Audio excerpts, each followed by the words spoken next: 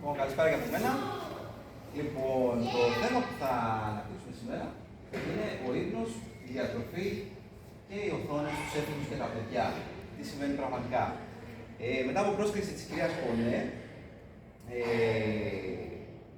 αξιοποίησα τις γνώσεις μου πάνω στη διατροφή, μιας και ένα μέρος του διδακτορικού μου ήταν πάνω στην αξιωτική διατροφή, και τον εγκέφαλο.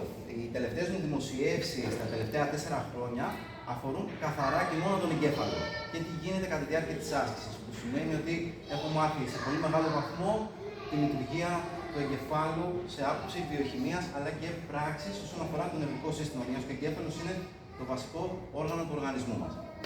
Οπότε, αποφάσισα να σας μιλήσω για αυτό το θέμα. Και πριν ξεκινήσω την παρουσίασή μου, θα ξεκινήσω με ένα γνωμικό, όπως και θα τελειώσω με ένα γνωμικό. Για να πετάξει ένα πουλί, τι χρειάζεται? Χρειάζεται γερά φτερά και ένα καθαρό ουρανό.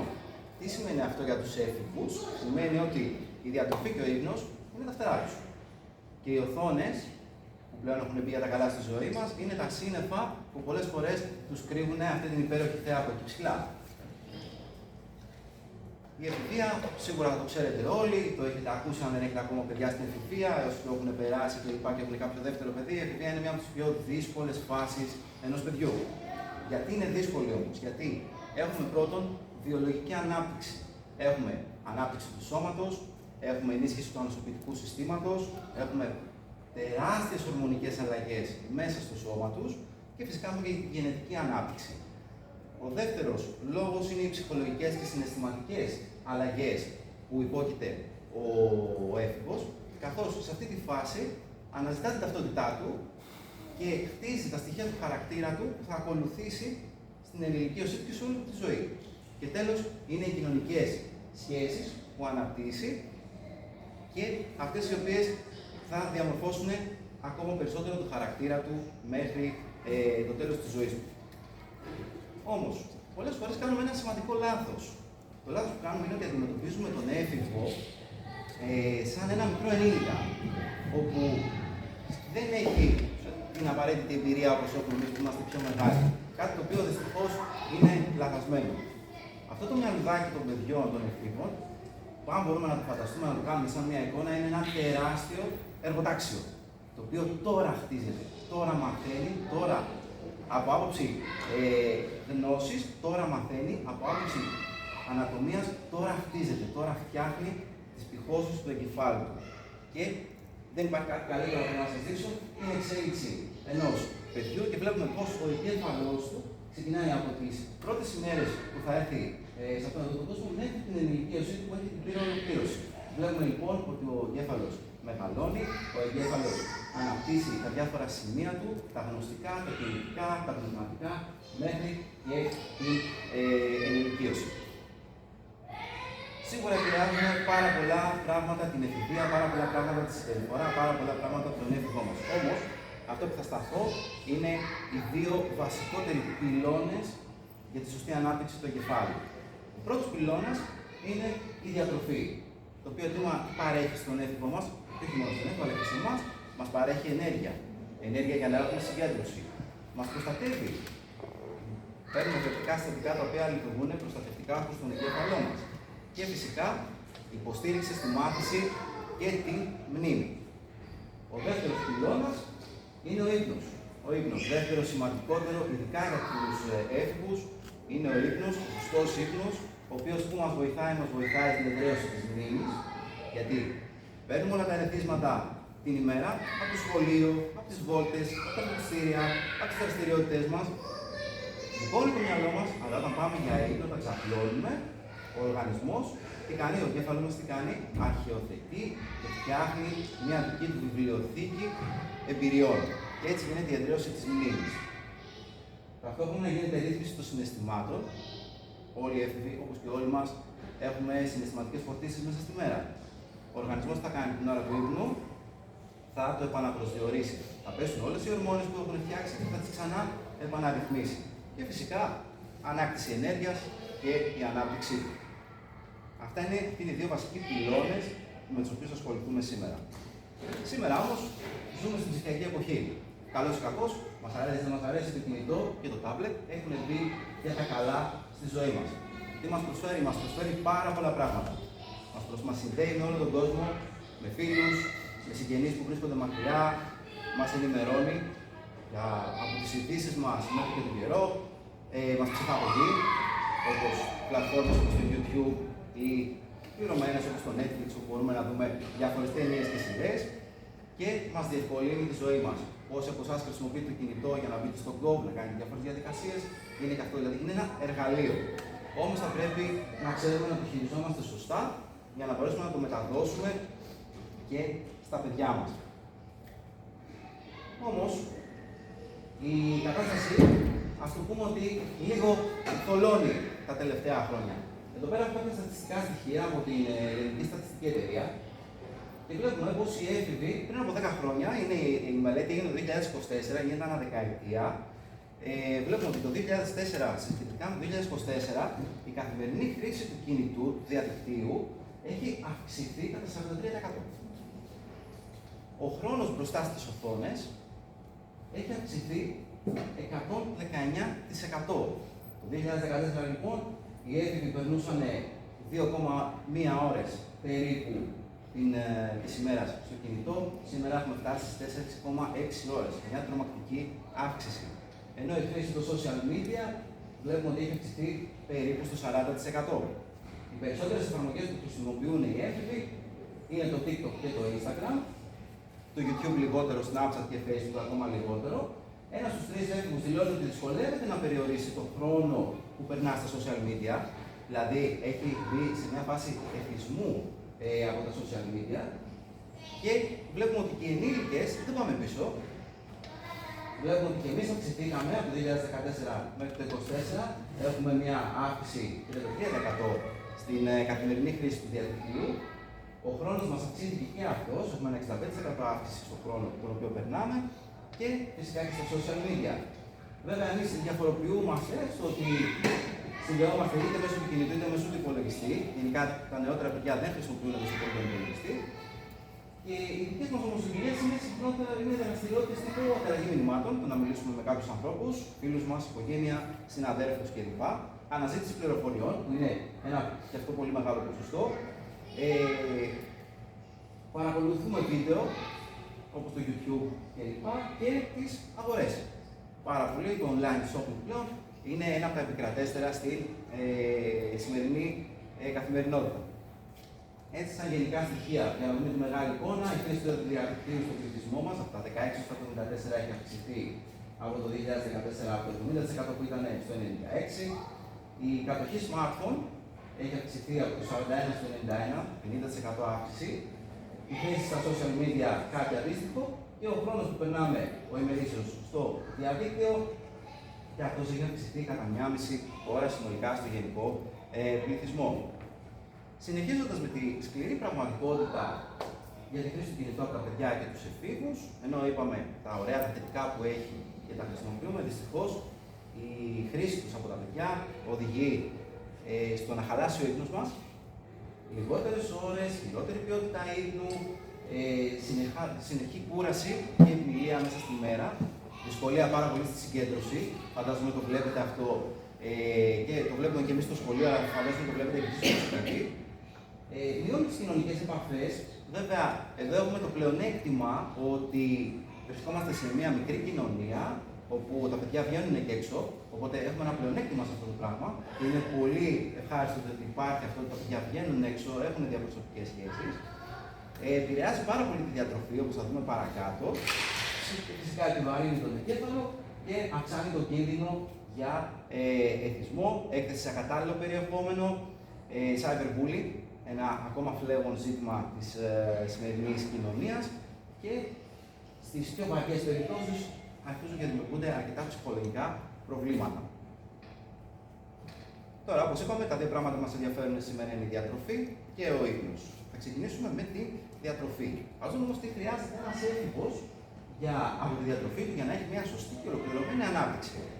Φυσικά, χρειαζόμαστε θρεπτικές τροφές καθημερινά, από όλες τις κατηγορίες τροφίμων, τα φρούτα, τα λαχανικά, τα δημητριακά, τις πρωτεΐνες μας, τα γαλακτοκομικά, τα υγιεινά λιπαρά και φυσικά πάρα πολύ νερό. Παίζει πολύ σημαντικό ρόλο στην λειτουργία του κεφάλου, η υδάτωση.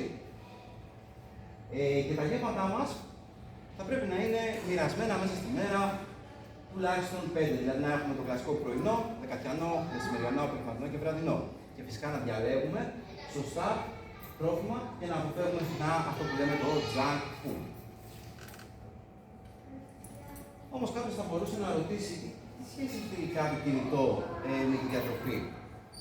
Το έχω ακούσει πάρα πολλές φορές από άτομα που έχω συζητήσει. Εντάξει, λέει το παιδί μου το βάζω να δει ένα παιδικό την ώρα που θα φάει το μεσημεριανό του γιατί αλλιώς δεν τρώει. Τι επίπτωση έχει? Επιφανειακά φαίνεται ότι η χρήση του κινητού δεν φαίνεται να έχει κάποια σημαντική επίδραση. Όμως στην πραγματικότητα είναι πάρα πολύ διαφορετικά τα πράγματα. Η υπερβολική χρήση του κινητού επηρεάζει άμεσα τις επιλογές μας, τις συνήθειές μας και την ποιότητα της διατροφής μας. Χαλάμε τα γεύματά μας, κάνουμε ακανόνιστα γεύματα. Έχουμε επιλογές χωρίς θρεπτική αξία, όπως είπαμε το junk food. Αυτοματοποιούμε το φαγητό, δεν καταλαβαίνουμε τι τρώμε, τρώμε απλά για να φάμε. Έχουμε πολλά βραδινά υπολογίματα και έχουμε τη χειρότερη ποιότητα διατροφής, αλλά και αυτό μας οδηγεί και σε χειρότερη ενέργεια. Δεν έχουμε τόσο πολύ καλή ενέργεια για να ανταπεξέλθουμε μέσα στη μέρα μας. Η ανάγκη λοιπόν να είμαστε πάντα online, και το παρατηρούμε αυτό στα παιδιά, οδηγεί σε καταναλωτικές συνήθειες, οι οποίες είναι πολύ βλαβερές για τον οργανισμό του διαφύγου. Γιατί όπως είπαμε, ο έφηβος είναι ένα τεράστιο εργοτάξιο. Το πρώτο στοιχείο είναι ο φόβος που χάσουμε κάτι, η θεωρία FOMO, την οποία θα την αναπτύξουμε παρακάτω. Θέλουμε επιβεβαίωση και αποδοχή από τα social media. Νιώθουμε μια κοινωνική πίεση να είμαστε πάντα διαθέσιμοι και πάντα ενημερωμένοι. Και φυσικά οι διαφημίσεις μας επηρεάζουν σε πολύ μεγάλο βαθμό και πόσο μάλλον τα παιδιά. Όλα αυτά οδηγούν σε κάποιες βλαβερές συνήθειες όπως η υπερκατανάλωση ανθυγιεινών τροφών, γιατί μπορεί να το είδαμε στο διαδίκτυο, στο TikTok κλπ. Και να θέλουμε να τα ακολουθήσουμε.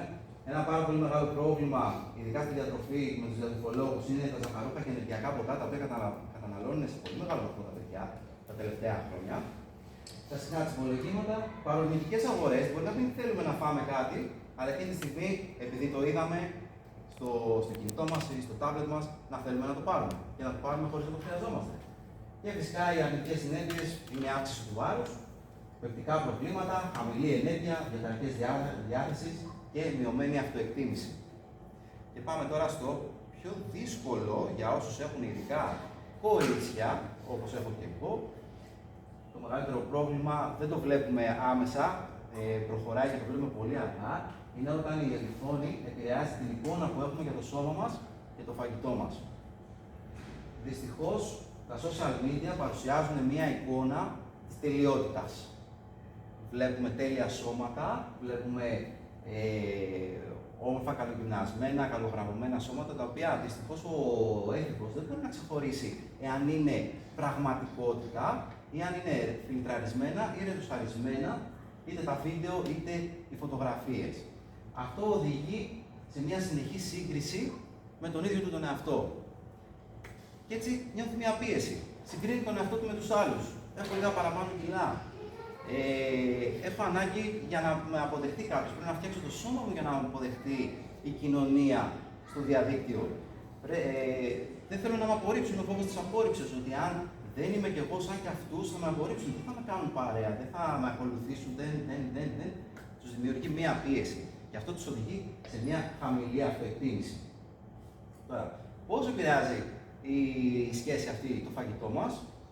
Για παράδειγμα, γενικά στα κορίτσια, κάτι που παρατηρούμε είναι η παράληψη γευμάτων. Αν δεν φάω, θα δυναμήσω. Είναι ό,τι χειρότερο μπορεί να κάνει ένα παιδί σε αυτή την ηλικία.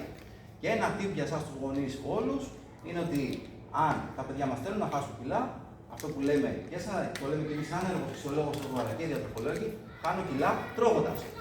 Ακούγεται οξύμορο, αλλά όταν τρώω μια σωστή διατροφή, ισορροπημένη διατροφή όπως είδαμε και πριν, αυτό με οδηγεί στο να παίρνω σωστά θρεπτικά συστατικά και να φεύγουν τα παραπάνω κιλά, τα οποία συνήθως είναι λίγους. Ακολουθούν ακραίες δίαιτες και trend που μπορεί να δουν στο διαδίκτυο, που υπόσχονται γρήγορα αποτελέσματα, γρήγορο αδυνάτισμα. Κάτι το οποίο το απαγορεύουμε. Το μέγιστο που μπορεί να χάσει ένα παιδί όταν θέλει να χάσει κιλά για κάθε εβδομάδα είναι από 600 έως 800 γραμμάρια. Αν δεν παρατηρήσουμε κάποια απότομη αλλαγή δηλαδή στο παιδί, θα πρέπει να είναι ένα καμπανάκι, ότι κάτι συμβαίνει, κάτι δεν κάνει σωστά. Αποκτούν αιμονή με το βάρος, ζυγίζονται συνεχώς, ελέγχουν τις θερμίδες, τους φυτρώνει κλπ. Όταν δεν μπορούν να πιάσουν το στόχο που βάζουν στο δικό του μυαλό, τι έχουμε? Έχουμε μια συναισθηματική υπερφαγία. Ξαφνικά αφούνται το παιδί από το στόχο τους, τρώνε πάρα πολύ απότομα, πάρα πολύ άσχημα, πολύ junk food και στο τέλος δημιουργείται ενοχή και ενοχικές σκέψεις που λένε έφαγα πολύ. Μπορεί να χάρη πέρα, δεν έπρεπε να το φάω αυτό, δεν πειράζει, θα προσπαθήσω αύριο.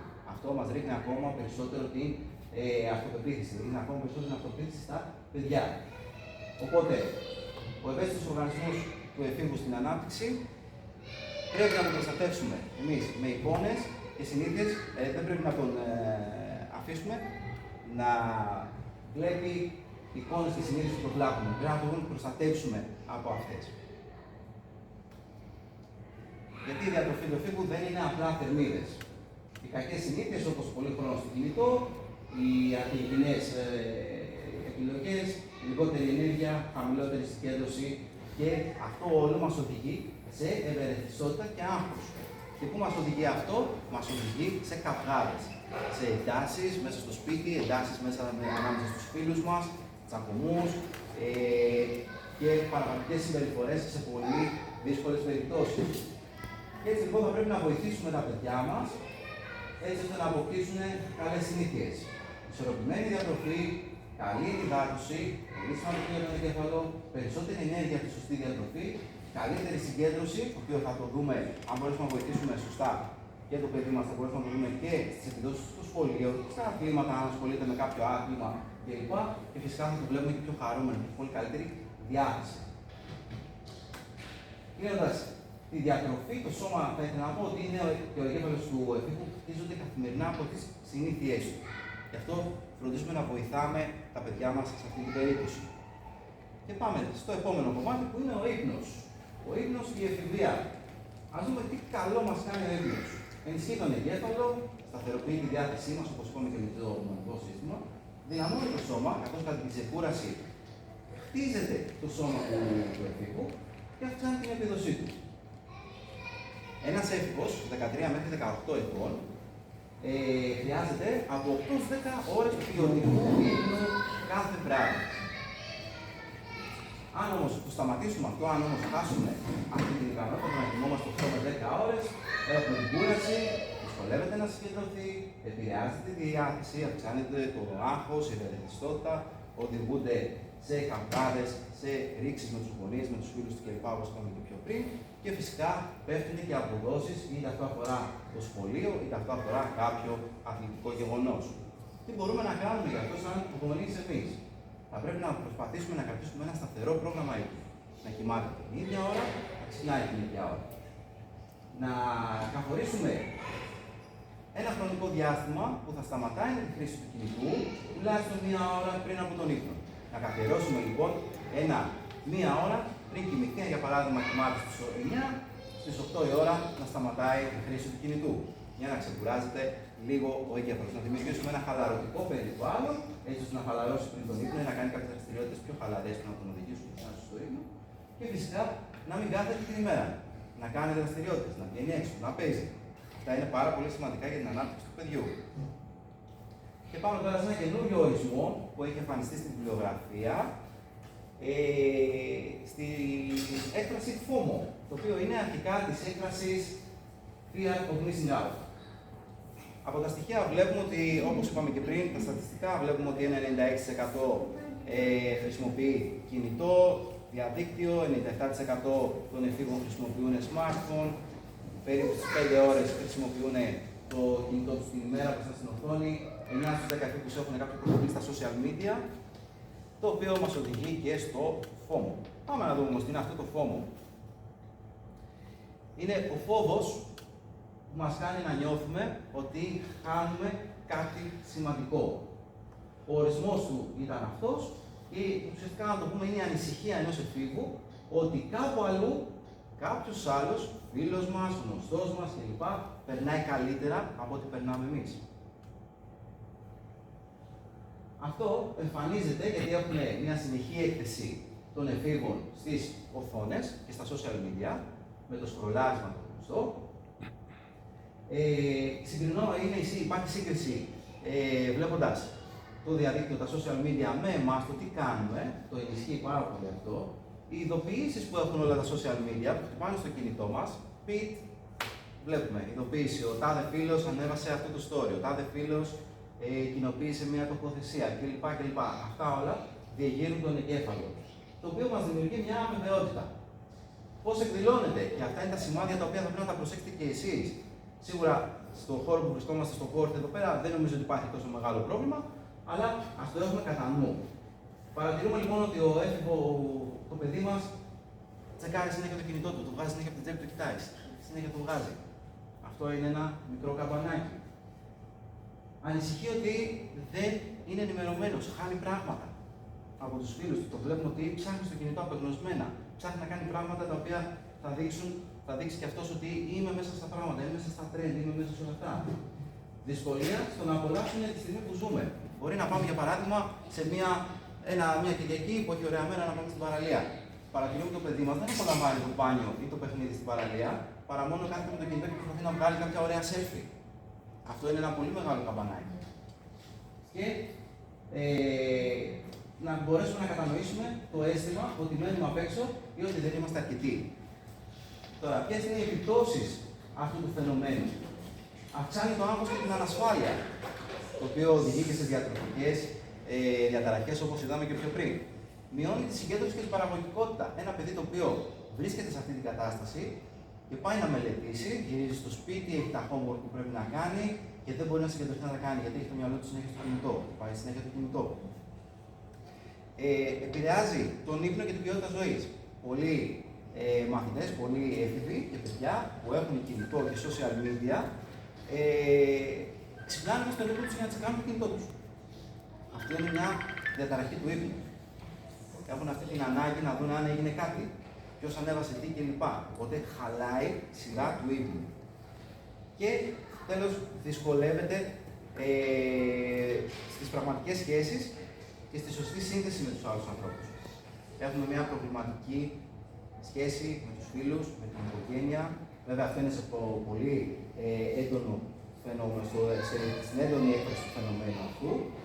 Και δυστυχώς το FOMO και αυτή η τελευταία έχει συνδεθεί και πάρα πολύ με όλη την εγκληματικότητα που βλέπουμε τα τελευταία χρόνια που έχει αυξηθεί στη χώρα μας.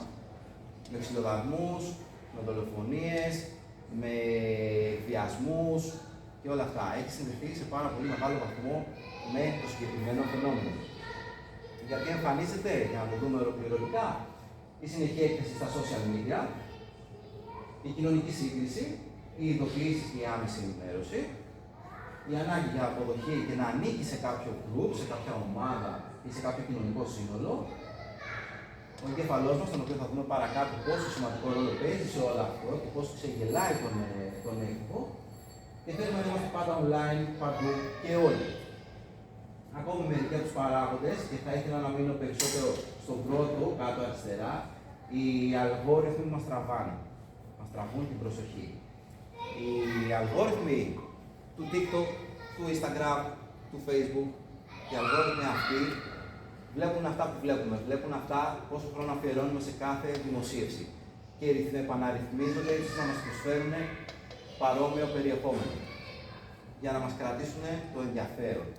Εκεί λοιπόν είναι το κλειδί το οποίο θα πρέπει να κόψουμε. Αν μπορέσουμε να αλλάξουμε αυτό, να μην κολλήσουμε, να βοηθήσουμε το παιδί μας να μην κολλήσει αυτό το πράγμα ή να το βοηθήσουμε να ξεκολλήσει, θα είναι ό,τι καλύτερο μπορούμε να κάνουμε για την εγκεφαλική υγεία του παιδιού. Τέλος, θα δούμε ποιες είναι οι επιπτώσεις του FOMO. Έχουμε πρώτη κατηγορία τις ψυχολογικές επιπτώσεις, αυξημένο άγχος και στρες, μειωμένη αυτοεκτίμηση, συναίσθημα ενοχής και λύπης και συναίσθημα κόπωσης. Συμπεριφορικές επιπτώσεις. Έχουμε υπερβολική χρήση του κινητού, βλέπουμε ότι δεν σηκώνεται από το κινητό το παιδί μας. Δυσκολία συγκέντρωσης. Του ζητάμε να κάνει κάτι και δεν μπορεί να συγκεντρωθεί να το κάνει γιατί το μυαλό του μένει πίσω στο κινητό. Τα προβλήματα του ύπνου που αναφέραμε. Και πολλές φορές αποφεύγει και να έχει και μια πραγματική ζωή. Προτιμάει να κάθεται μέσα στο δωμάτιό του με ένα κινητό από το να βγει έξω. Τρίτον, οι κοινωνικές επιπτώσεις. Δημιουργεί επιφανειακές σχέσεις. Δεν είναι πραγματικές φιλίες, είναι φιλίες με βάση ένα κοινό χαρακτηριστικό, ένα κοινό χόμπι, μια κοινή δραστηριότητα. Δεν εμβαθύνουν περισσότερο ώστε να γίνουν πραγματικοί φίλοι. Νιώθουν το αίσθημα της απομόνωσης όταν δεν μπορούν να ενσωματωθούν μέσα σε ένα κοινωνικό πλαίσιο. Και πίεση γιατί θέλουν να ανήκουν σε αυτό το κοινωνικό πλαίσιο. Προσπαθούν δηλαδή να κάνουν πράγματα, αυτά τα challenges, δεν ξέρω αν τα έχετε ακούσει τα παλαιότερα χρόνια. Διάφορα challenges που κυκλοφορούν, ειδικά στο TikTok, προσπαθούν να τα κάνουν για να νιώσουν ότι κάπου ανήκουν, ότι κοίταξε το έκανα και εγώ, άρα μπορώ να έρθω στην παρέα σας, στην ομάδα σας κλπ. 4. Οι επιπτώσεις στην απόδοση και την καθημερινότητα, μειωμένη παραγωγικότητα, χαμηλότερες επιδόσεις στο σχολείο, σε διάφορα αθλήματα, δυσκολία στη λήψη αποφάσεων. Δεν μπορεί να πάρει μια απόφαση ακόμα και για απλά πράγματα και χάνει πάρα πολύ το χρόνο του το καθημερινό. Και 5. Οι μακροπρόθεσμες συνέπειες, αυτές που βλέπουμε σε βάθος χρόνου, είναι ο αυξημένος κίνδυνος για κατάθλιψη και διαταραχές άγχους. Δυσκολία στη διαχείριση των συναισθημάτων, δεν έχει μπει στη διαδικασία να διαχειρίζεται σωστά τα συναισθήματά του, άρα μπορεί να έχει απότομες εκρήξεις και αυτό να οδηγήσει σε δυσάρεστες επιπτώσεις. Εξασθένηση της ψυχικής ανθεκτικότητας, οτιδήποτε σκληρό βρει μπροστά του, κάποια δυσκολία κλπ. Να καταρρέει ψυχολογικά. Να έχει ένα αίσθημα ότι δεν φτάνει ποτέ, θέλω κι άλλο να δω, θέλω να δω. Δεν χορταίνει. Το αίσθημα του χωρισμού δεν υπάρχει πλέον, χάνεται. Και απομακρύνεται από τον εαυτό όσο μας δίνουν, απομακρυνόμαστε από αυτά που του δίνουν την πραγματική χαρά. Λοιπόν, αυτό που θέλω να κλείσω είναι ότι δεν χρειάζεται να είμαστε πάντοτε και πάντα, και αυτό πρέπει να το μάθουμε στο παιδί μας. Δεν χρειάζεται να είμαστε πάντοτε και πάντα. Είμαστε αυτοί που είμαστε, κάνουμε αυτά που μας αρέσουν, αυτά που θέλουμε. Δεν είναι ανάγκη να μας πιέσει κάποιος για να ενσωματωθούμε μέσα σε μια κοινωνική ομάδα, γιατί πολλές φορές δεν είναι και καλό. Προσπαθούμε να τους δίνουμε και θετικά πρότυπα. Προτιμώ το παιδί μου να είναι μέσα σε μια αθλητική ομάδα που έχει επιτυχίες και προπονείται κάθε μέρα, είναι χαρούμενα κλπ. Από το να είναι σε μια παρέα που κυκλοφορεί έξω τα βράδια. Έτσι, για να το βάλουμε σε ένα πιο κοινωνικό πλαίσιο. Πάμε όμως να δούμε αυτό που σας είπα, δεν ξέρω αν φαίνεται καθαρά η διαφάνεια, γιατί κολλάει ο εγκέφαλος ενός εφήβου. Και όχι μόνο ο εγκέφαλος του εφήβου, αλλά και ο δικός μας. Υπάρχει μία ορμόνη η οποία ονομάζεται ντοπαμίνη. Ανήκει στις ορμόνες της χαράς. Όταν χαιρόμαστε, ο εγκέφαλος μας πλημμυρίζει από αυτή την ορμόνη. Το κακό όμως με αυτήν την ορμόνη είναι ότι είναι εθιστική. Δηλαδή δεν βγαίνει μία φορά, μαζεύεται και ξαναβγαίνει για ποσότητα. Κάθε φορά που χαιρόμαστε θέλουμε και κάτι παραπάνω. Είναι εθιστική. Μια σκληρή έκφραση, ας πούμε ότι μοιάζει και με τα ναρκωτικά. Δεν μας φτάνει, θέλω κι άλλο. Και αυτό που είπαμε ότι ο αλγόριθμος στα social media μας δίνει αυτή την τροφοδοσία, αυτό που μας δίνει ουσιαστικά είναι λίγο πιο μικρή χαρά, με αποτέλεσμα ο εγκέφαλος μας να κολλάει και να εθίζεται στην ντοπαμίνη και να μας οδηγεί στο να είμαστε κολλημένοι περισσότερο πάνω στο κινητό. Οπότε, οι συνέπειες που έχει από την ντοπαμίνη είναι ότι πάλι όλα αυτά που είπαμε, η δυσκολία στη συγκέντρωση, αυξημένο άγχος, διαταραχές ύπνου και κόπωση, μειωμένες πραγματικές κοινωνικές σχέσεις, μείωση κινήτου και για άλλες δραστηριότητες. Θέλει ουσιαστικά το κινητό να μας κρατήσει εκεί και εκμεταλλεύεται αυτό το σύστημα το βιολογικό στον εγκέφαλό μας για να μας κρατάει κολλημένους εκεί. Συνοψίζοντας, το κινητό στα χέρια ενός εφήβου χαλάει τον ύπνο και τη διατροφή και επηρεάζει σε μεγάλο βαθμό τον εγκέφαλο. Χαλάει τον ύπνο, το μπλε φως της οθόνης μειώνει τη μελατονίνη. Η μελατονίνη είναι η ορμόνη του ύπνου. Όταν το παιδί ξαπλώσει σε ένα σκοτεινό περιβάλλον στο κρεβάτι, όταν τη σβήσουμε τα φώτα, ο οργανισμός αυτόματα αρχίζει και βγάζει μελατονίνη. Είναι άλλη μια ορμόνη η οποία θα ξεκουράσει και θα ξεκινήσει όλη τη διαδικασία της αναδόμησης του σώματος, του εγκεφάλου, της ψυχολογίας, όλα αυτά. Και η μπλε οθόνη, συγκεκριμένα η μπλε οθόνη που έχουν τα κινητά, λειτουργεί ανασταλτικά στη συγκεκριμένη ορμόνη. Δυσκολία να κοιμηθεί και κάνει χειρότερη ποιότητα ύπνου, είναι ανήσυχος, ξυπνάει, ξανακοιμάται και αυτό βγαίνει στην κούραση και μειωμένη συγκέντρωση.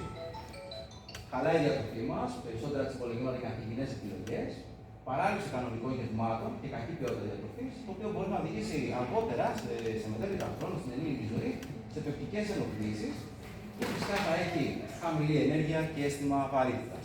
Όλα αυτά λοιπόν επηρεάζουν τον εγκέφαλο και την εγκεφαλική λειτουργία με μειωμένη συγκέντρωση και προσοχή, περισσότερο άγχος, χειρότερη διάθεση και κινητοποίηση και μειωμένη απόδοση. Όμως, δεν θα ήθελα να κλείσω την παρουσίαση με τόσο ισχυρή πράγματα, τόσο άσχημα, έτσι. Λοιπόν, εδώ πρέπει να πούμε ότι δεν φταίει ο έφηβος. Δεν φταίει. Είναι ένα μικρό παιδάκι, ένα παιδάκι που χτίζεται, ένα τεράστιο εργοτάξι. Γιατί έτσι λειτουργεί ο εγκέφαλος του. Έτσι. Δεν είναι θέμα δύναμης χαρακτήρα, είναι καθαρά θέμα βιολογίας. Αυτό που είπαμε, εκεί πέρα πάνω αριστερά, το κέντρο της ανταμοιβής, η ντοπαμίνη που είπαμε, οριμάζει νωρίτερα στον έφηβο. Πολύ νωρίτερα από ότι ο προμετωπιαίος πλειός, δηλαδή το μπροστά κομμάτι του εγκεφάλου, το οποίο βοηθάει στον έλεγχο, την κρίση και τη λήψη αποφάσεων. Έτσι. Άρα δεν πρέπει να μαλώνουμε ουσιαστικά τον έφηβο για κάτι που κάνει, είναι κάτι που κάνει φυσιολογικά ο εγκέφαλός του. Αργότερα λοιπόν αρχίζει και καταλαβαίνει. Εμείς αυτό που πρέπει να κάνουμε είναι να βοηθάμε έτσι ώστε να αποφύγουμε τις δυσάρεστες καταστάσεις που είπαμε πιο πριν. Γιατί νιώθουμε έτσι. Τα social media είναι σχεδιασμένα να τραβάνε την προσοχή μας. Οι αλγόριθμοι είναι κατασκευασμένοι έτσι ώστε να τρώνε το χρόνο μας, να τρώνε την ντοπαμίνη μας και έχει απρόβλεπτες ανταμοιβές και εκεί είναι το μεγάλο παιχνίδι με τα social media, περισσότερη ντοπαμίνη, μεγαλύτερο κόλλημα. Έτσι. Γιατί μπορεί να έχουμε κάτι που μας ενδιαφέρει, 2-3 βιντεάκια στο TikTok που δεν μας ενδιαφέρουν, πέφτει η ντοπαμίνη, ο εγκέφαλος θέλει κι άλλο γιατί έχει εθιστεί, σου πετάει ένα που σου αρέσει, ξανανεβαίνει. Οπότε κάνουν αυτό το τρίκ. Πραγματικά, διαβάζοντας κάποιες μελέτες το τελευταίο καιρό, είδα ότι όλες οι πλατφόρμες, οι γνωστές, TikTok, Instagram, Facebook και όλες οι μεγάλες, δουλεύουν πάρα πολύ με τεράστια team ψυχολόγων, έτσι ώστε να χρησιμοποιήσουν όλα αυτά, όλη τη βιολογία του ανθρώπου υπέρ τους για να έχουν περισσότερα views και να πουλάνε περισσότερες διαφημίσεις. Έτσι. Υπάρχει μια τεράστια βιομηχανία πίσω από όλο αυτό. Βέβαια υπάρχει ελπίδα, ο εγκέφαλος έχει την απίστευτη ικανότητα να αλλάζει πάρα πολύ εύκολα, όχι με το υπόλοιπο σώμα, είναι πολύ πιο γρήγορος, μπορεί να προσαρμοστεί πιο γρήγορα σε νέες συνθήκες και να δημιουργεί νέες συνθήκες. Που σημαίνει ότι μπορούμε να πάρουμε τον έλεγχο. Δεν είναι χαμένο το παιχνίδι με ένα παιδάκι, με έναν έφηβο ο οποίος είναι κολλημένο στο κινητό. Μπορούμε να του δημιουργήσουμε επιλογές, να του βοηθήσουμε να δημιουργήσει επιλογές και μπορούμε να το βοηθήσουμε να χτίσει μια ζωή που θα το γεμίζει αληθινά. Με δραστηριότητες, με πράγματα, με εικόνες, με όλα αυτά. Θυμόμαστε λοιπόν ότι ο εγκέφαλος αλλάζει κάθε μέρα. Κάθε μικρή με επιλογή μετράει. Μικρές συνήθειες τώρα, μεγάλη διαφορά στον χρόνο, μακροπρόθεσμα. Και τέλος μπορούμε να δημιουργήσουμε τη ζωή που ονειρευόμαστε. Πάμε να δούμε και τις στρατηγικές, πώς εσείς οι γονείς μπορείτε να ελέγχετε και να είδαμε τα αναγνωστικά να δούμε πώς μπορούμε να βοηθήσουμε τους εφήβους. 10 βήματα. Θέτουμε όρια στον χρόνο της χρήσης του ίντερνετ και του κινητού. Μειώνουμε τα ερεθίσματα, απενεργοποιούμε τις άχρηστες ειδοποιήσεις. Δεν χρειάζεται να έχουμε το Instagram και όλα τα social media να μας πάνε συνέχεια στο κινητό. Αλλάζουμε την εστίαση. Θυμόμαστε ότι αυτό που βλέπουμε είναι μια στιγμή. Δεν ξέρουμε τι γίνεται από πίσω. Έχω ακούσει περιπτώσεις ανθρώπων οι οποίοι εμφανίζονται ζάμπλουτοι στα social media και μένουν σε μια τρύπα και έχουν ένα χάλια αυτοκίνητο. Αλλά παρόλα αυτά εμφανίζονται ότι πίνουν ποτάρες, πάνε διακοπές, κάνουν ραν. Όλο αυτό είναι το ψεύτικο. Αυτό πρέπει να το μάθουν τα παιδιά, αυτό πρέπει να το κατανοήσουν. Να τους βοηθήσουμε εμείς να το κατανοήσουμε. Να γεμίσουμε τη ζωή μας offline. Να φροντίσουμε να κάνουμε δραστηριότητες, να οδηγούμε τα παιδιά σε δραστηριότητες έξω από το κινητό. Δηλαδή, να πάμε μια βόλτα στην παραλία, να πάμε μια βόλτα με το αυτοκίνητο, να ξεφύγει, να το βοηθήσουμε να ξεφύγει από όλο αυτό το θέμα του κινητού. Να φροντίζει το σώμα και τον ύπνο του, έτσι. Να του δίνουμε θετική ανατροφοδότηση. Σήμερα είσαι πολύ ωραίος, τι έκανες. Έτσι, μικρές εκφράσεις μπορούν να το βοηθήσουν να ξεκόψει λίγο από αυτό που βλέπει στο διαδίκτυο. Να μάθει να καλλιεργεί πραγματικές σχέσεις. Γι' αυτό μπορούμε να του το δείξουμε καλώντας φίλους δικούς μας στο σπίτι για να δούνε, όπως είπαμε στην αρχή με τις δύο ομάδες kids see, kids do. Αν δουν εσάς με τους φίλους σας να περνάτε ωραία, να πίνετε ένα καφέ στο σπίτι και να περνάτε ωραία, να γελάτε κλπ. Αυτό θα είναι και ένα ερέθισμα για το ίδιο το παιδί. Να καταλάβει ότι αυτή η σχέση δεν είναι επειδή κάνουμε κάποιο challenge, είναι γιατί είναι πραγματική φιλία. Εκεί θα το μάθει. Να είμαστε ανοιχτοί και να μην κρίνουμε τα παιδιά έτσι ώστε να μπορούν να μας μιλήσουν για διάφορα προβλήματα που μπορεί να προκύψουν. Να μην έχουν δηλαδή τα παιδιά το φόβο ότι αχ, άμα το μάθει η μαμά μου, αχ, άμα το μάθει ο μπαμπάς μου, τι θα γίνει, τι θα γίνει. Να τους δίνουμε ένα ασφαλές περιβάλλον να μπορούν να μιλήσουν.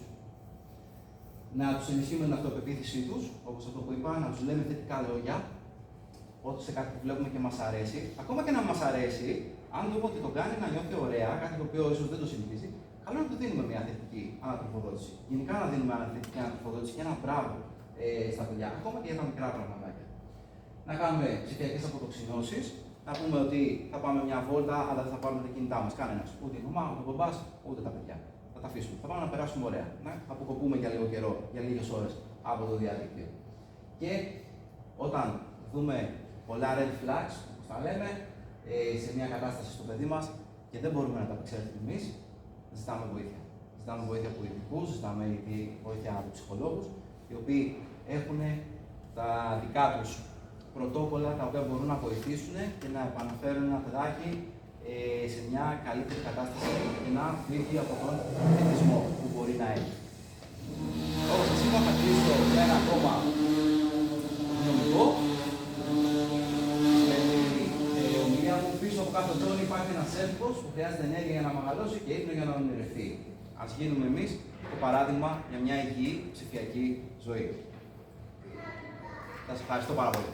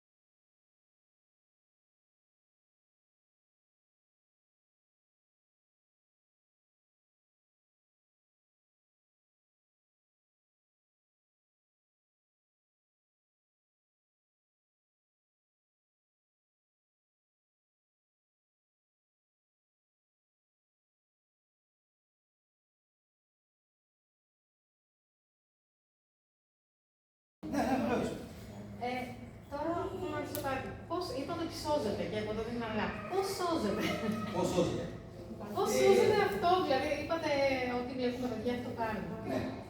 Εγώ νομίζω ότι έχω χάσει την μπάλα. Λοιπόν, αρχικά δεν θα πρέπει να κάνουμε τρομακτικές αλλαγές. Έτσι. Ναι. Σίγουρα. Αλλά να πω και κάτι. Δηλαδή, εγώ νιώθω ότι όταν προσπαθώ να βάλω όρια, μου λέει ο ίδιος. Πάρτο μου. Όχι, πάρτο μου, στο λέω, πάρτο μου. Να μην Ναι, το σε ξαναπάρω. προκαλεί, ναι, σε προκαλεί. Είναι στη φύση Όχι του. προκαλεί, γιατί σαν να με παρακαλάει, να βάλω εγώ το όριο. Να βάλω το όριο, να το πω. Μπορούμε, δεν καταλαβαίνω. Το εννοεί όταν το λέει πάρτο μου, δηλαδή να το έχει πάρει εσύ, όχι να το από μόνο μου να το αφήσω. Δεν μπορεί να το αφήσει από μόνο του. Ναι, και θέλει βοήθεια και θέλει μικρές όμως αλλαγές. Γιατί σίγουρα μπορεί να μπαίνει σε αυτή τη διαδικασία της πρόκλησης απέναντι σε εσάς, στους γονείς,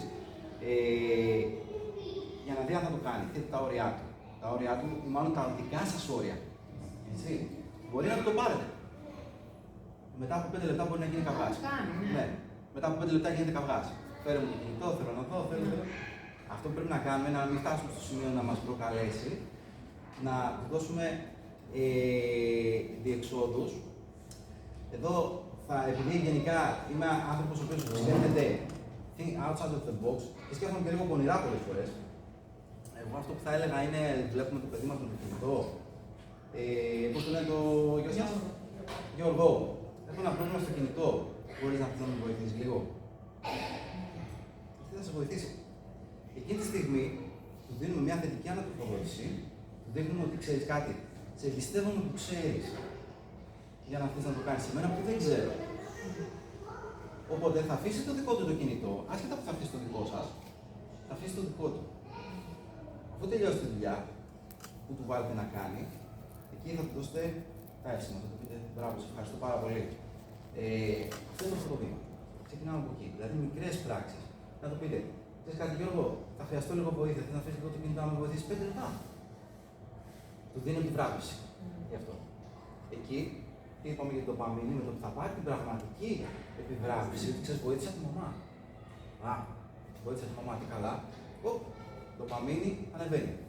Αρχίζει και νιώθει, θα αρχίσει σιγά σιγά με αυτόν τον τρόπο να ζητάει να σας βοηθήσει. Θα αφήσει από μόνο του το κινητό. Όταν δούμε ότι σιγά σιγά αφήνει το κινητό από μόνο του, τότε μπορούμε να του θέσουμε και τα όρια. Να του πούμε, ξέρεις κάτι, χαίρομαι που σε βλέπω χωρίς το κινητό. Είναι ωραία να σε βλέπω χωρίς το κινητό για να κάνεις κάτι άλλο. Θέλεις να το συζητήσουμε και να βάλουμε κάποια όρια, π.χ. το βράδυ. Τι ώρα κοιμόμαστε, 10. Να αφήσουμε το κινητό στις 9 ώρα. Και εγώ και εσύ. Να τα πάμε στην κουζίνα, ρε παιδί μου, να τα πάμε κάπου που να μην τα βλέπουμε τα κινητά. Και ο μπαμπάς μαζί. Έτσι. Έτσι. Δυστυχώς θέλει πολλή δουλειά, όχι πολλή δουλειά, θέλει χρονοβόρο πρόγραμμα. Δηλαδή θέλει σε βάθος χρόνου, αν είμαστε σε κάποιο δύσκολο σημείο. Αν τώρα... να γίνει βία. Όχι, βία σε καμία περίπτωση. Θα φέρουμε τα ανάποδα αποτελέσματα. Βία σε εισαγωγικά, δεν μπορεί να το πάρει σε μια στιγμή. Αυτό λέω. Ούτε καν. Σιγά σιγά, θετική αναποδότηση, του ζητάμε να κάνει πράγματα, τον κάνουμε να νιώθει σημαντικός. Εκεί είναι το κλειδί, να τον κάνουμε να νιώσει σημαντικός. Εκεί θα εκμεταλλευτούμε το θετικό της ντοπαμίνης που είπαμε στις προηγούμενες διαφάνειες. Και έτσι σιγά σιγά. Τώρα, αν βρισκόμαστε σε ένα επίπεδο όπου δεν μπορούμε να κάνουμε τίποτα, δεν έχετε καν να βοηθήσει, δεν έχετε καν να κάνει και δεν σηκώνετε το κινητό, εκεί δυστυχώς θα χρειαστεί παρέμβαση με ειδικούς. Είχα πετύχει μια διάλεξη ενός ψυχολόγου από τον Καναδά, όπου στον Καναδά έχουμε ξεκινήσει τους εθισμούς, τους εθισμένους στα κινητά, τους δίνουν μια γυάλινη πλάκα που μοιάζει κινητό. Μοιάζει κινητό κανονικά. Έχει και ένα φως μέσα, γύρω και ένα λεντάκι, και τους παρακολουθούσαν έξω. Ασυναίσθητα και μόνο, και μιλάμε τώρα για ενήλικες, δεν το κάνουν στα παιδιά, ήταν σε ένα γυάλινο τζαμάκι, περπατούσαν και κάνουν αυτό το πράγμα φρολάρα. Αυτές είναι πολύ βαριές καταστάσεις. Αλλά σίγουρα, αν δούμε ότι δεν μπορούμε να το βοηθήσουμε στο παιδί, να ανατρέχουμε σε κάποιον ειδικό να μας βοηθήσει. Στην αρχή να μας δώσει συμβουλές, ειδικές συμβουλές, πώς να το διαχειριστούμε, και αν δούμε ότι ακόμα και αυτά δεν μπορούμε να πάμε εμείς στο παιδί και να αρχίσουμε να κάνουμε συζητήσεις για να μπορέσει να φύγει λίγο το μάτι του από το κινητό.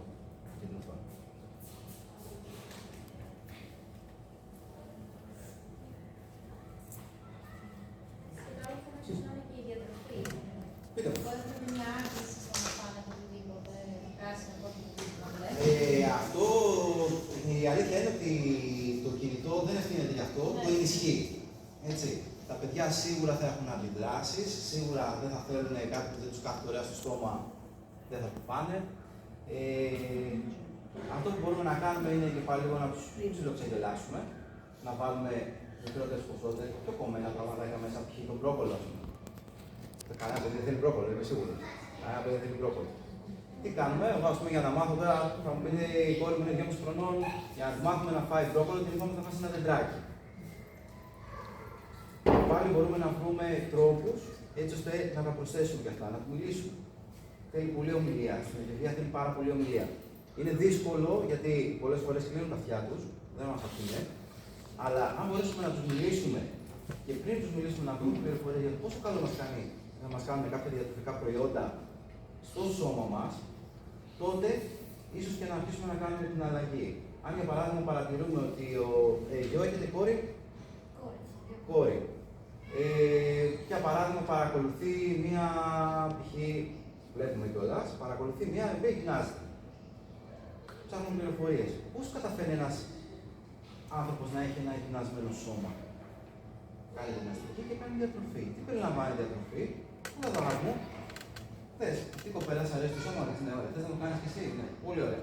Γιατί τι κάνουμε, θα πάμε στο γυμναστήριο. Αλλά το γυμναστήριο δεν θα σε βοηθήσει από μόνο του. Πρέπει να κάνουμε και τη διατροφή μας. Δες τι ωραία θετικά συστατικά υπάρχουν για να μπορέσει να φτιάξει αυτό το σώμα. Άρα χρησιμοποιούμε αυτά που βλέπουν Θα κάνουμε δικό μας όπλο στη φαρέτρα μας, τα αναμορφώνουμε όπως θέλουμε εμείς και τους τα περνάμε. Κοίταξε, τους αρέσει αυτό το σώμα για να το πετύχεις. Φάει και λίγο μπροκολάκι, δεν θα πας τίποτα. Και θα σε βοηθήσει. Η αλήθεια είναι ότι επειδή της άρεσε πάρα πολύ να βλέπει τελειές και με διάφορα, τώρα θα μου πάρει στο σπίτι να αγοράζουμε και να φτιάχνουμε Αυτό είναι πάρα πολύ αυτό ωραίο. που βλέπεις στο Pinterest. Ναι, αυτό είναι εξαιρετικό. Αυτό είναι εξαιρετικό. Και κάπως έτσι έχουμε ξεκινήσει και... Μπράβο. Δηλαδή, εφόσον μαγειρεύει κιόλας, στο σημείο κλειδί, έλα να δοκιμάσουμε. Είναι νόστιμο, δεν είναι. Τι ωραίο, την άλλη φορά βάλει λίγο λιγότερο αλάτι. Να παίξουμε δηλαδή μόνο αυτό. Να αφιερώσουμε χρόνο στο παιδί και να παίξουμε μόνο.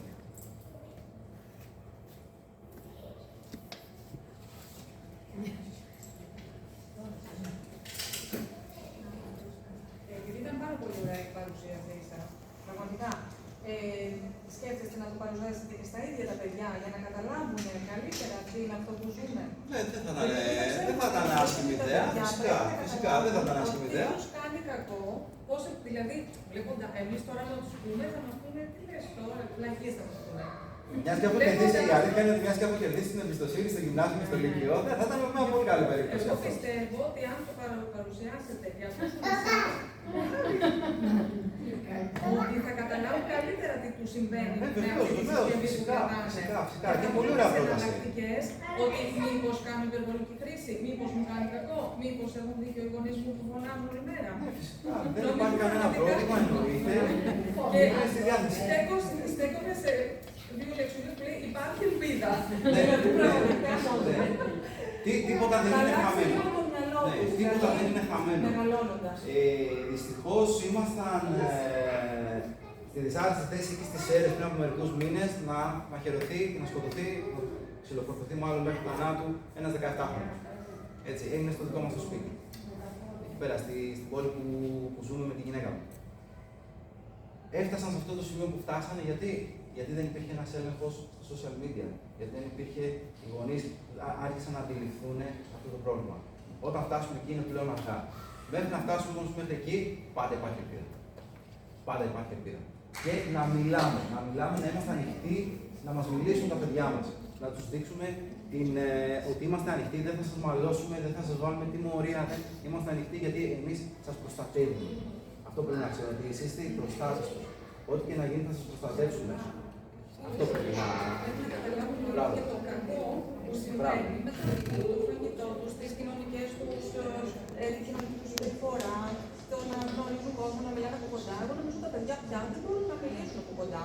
Μόνο με μηνύματα. Ναι, ισχύει. Ειδικά στις μεγαλοπόλεις είναι άλλο πράγμα. Στις μεγαλοπόλεις είναι άλλο πράγμα.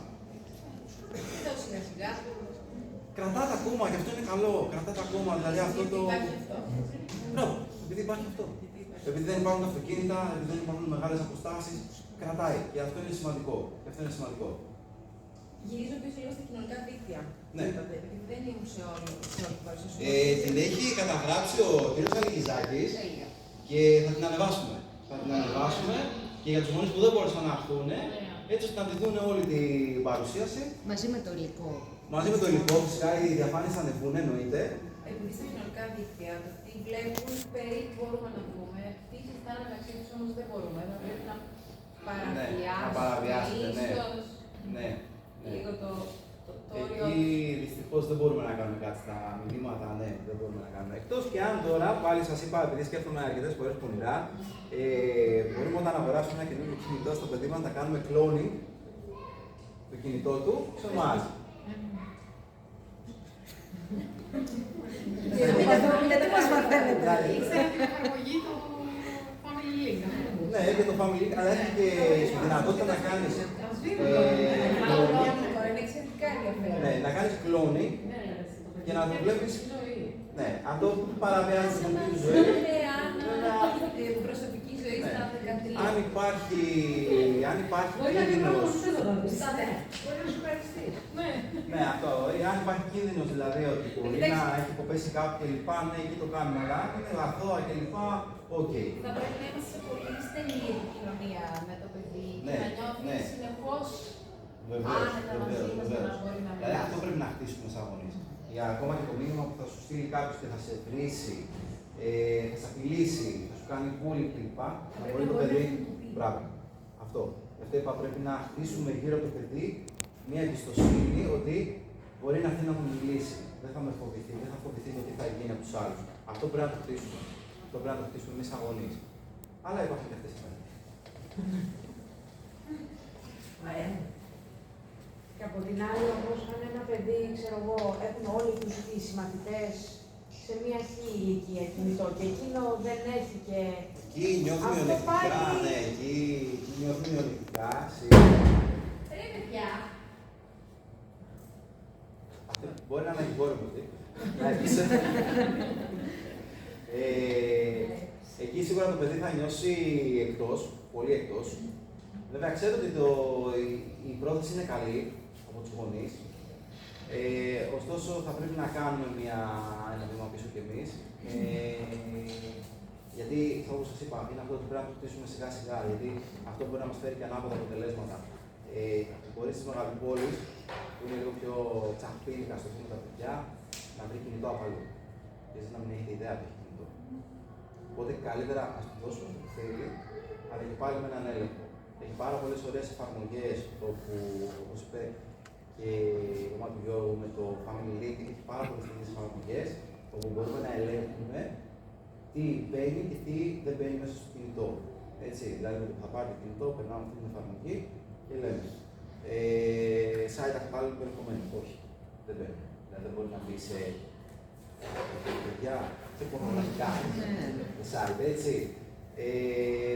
Δεν το επιτρέπουμε να μπει σε άγνωστα site. Δεν το επιτρέπουμε να μπει σε κάποιες εφαρμογές. Βέβαια, το καλό είναι και ξέχασα να τα αναφέρω, και κακώς που ξέχασα να τα αναφέρω, από μία πρώτη του 27, τα social media κόβονται μέχρι 16 πάνω. Μέχρι 16 δεν θα έχουν social media. Ορίστε. Δεν θα βάζουμε άλλες ημερομηνίες. Ο γονιός νομίζω. Ναι, ευθύνεται ο γονιός.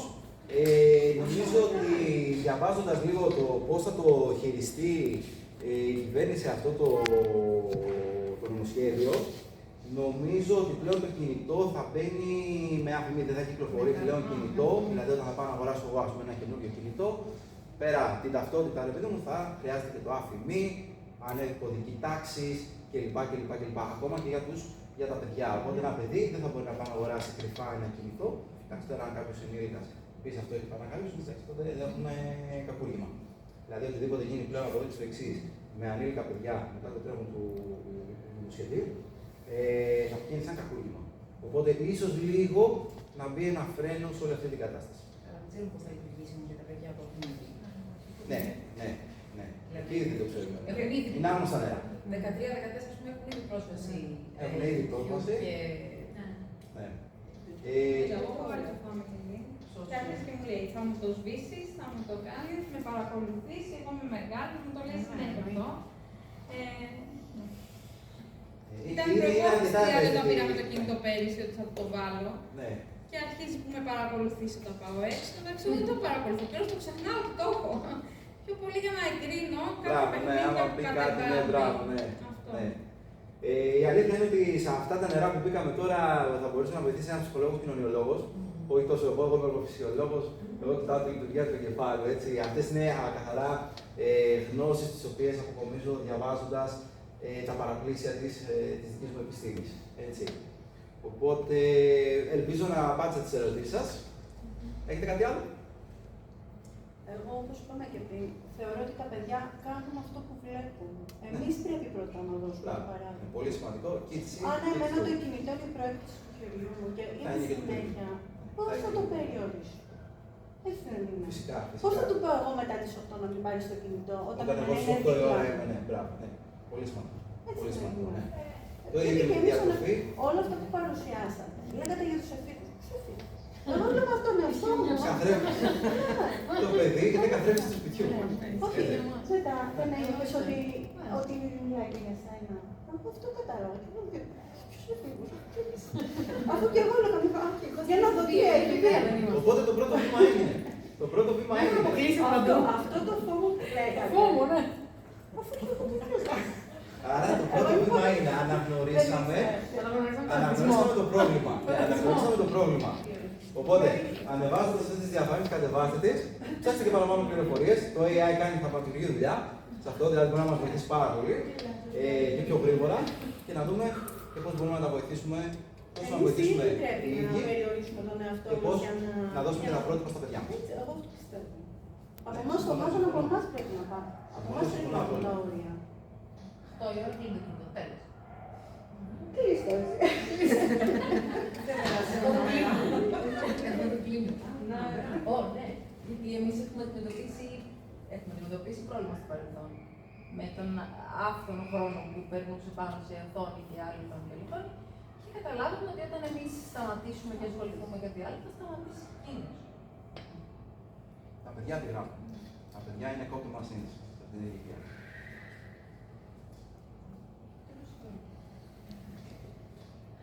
Δεν θέλουμε να φύγουμε, περνάμε πολύ ωραία. Είναι καλό αυτό. Οπότε δίνουμε ραντεβού την επόμενη Δευτέρα. Θα είμαστε εκεί πάλι. Ευχαριστούμε πάρα πολύ. Εγώ σας ευχαριστώ που ήρθατε. Με τιμά ιδιαίτερα και οι ερωτήσεις σας, πάρα πολύ ωραίες. Μακάρι να κάνει το σχολείο και άλλα τόσο ωραία πράγματα. Αυτό εύχομαι. Είναι και η προσέγγιση, δηλαδή, όπως το προσέγγιση. Ολιστική. Ευχαριστούμε πάρα πολύ. Θα είμαστε εκεί.